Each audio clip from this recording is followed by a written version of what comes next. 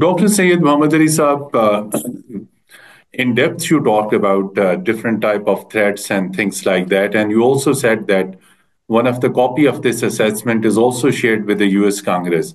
My specific question is how implementation mechanism is adopted.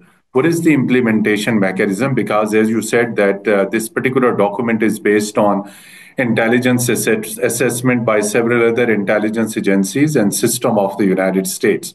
So it's strategically very, very important document. Please share your thoughts that how this document is implemented, what steps United States would be taking to ensure that its economic interests are protected, its national security is protected, it is ensured that no attack take place against United States, and there is no attack on the U.S. interests worldwide. There are several U.S. ships, interests, bases all over the world. So implementation mechanism.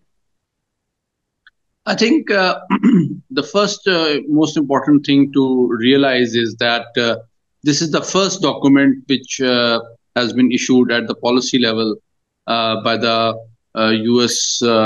Director of National Intelligence based on the input from all major U.S. intelligence agencies. So this basically represents U.S. administration's formal attempt to inform the U.S. Congress that what are its priorities, who are the challengers, who are the enemies, who are the frenemies, who are the enemies, who are the terrorists that the U.S. administration wants to consider as a major threat to U.S. national security. And this will be followed by equally elaborate, focused policy document, which is called the U.S. National Security Strategy in the months to come, which will identify, after an intensive interagency process, what are the key elements of U.S. national power and instruments of policy that U.S. is likely to use in order to address the threats which have been identified in the recently released document. And then the third document will be the U.S. defense strategy.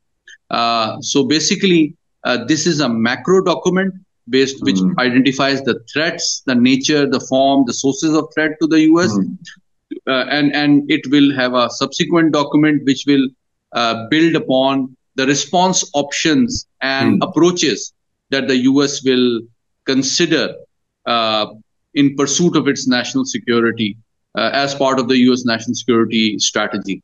And then another subset of that will be the U.S. defense strategy, which will be focusing on how the U.S.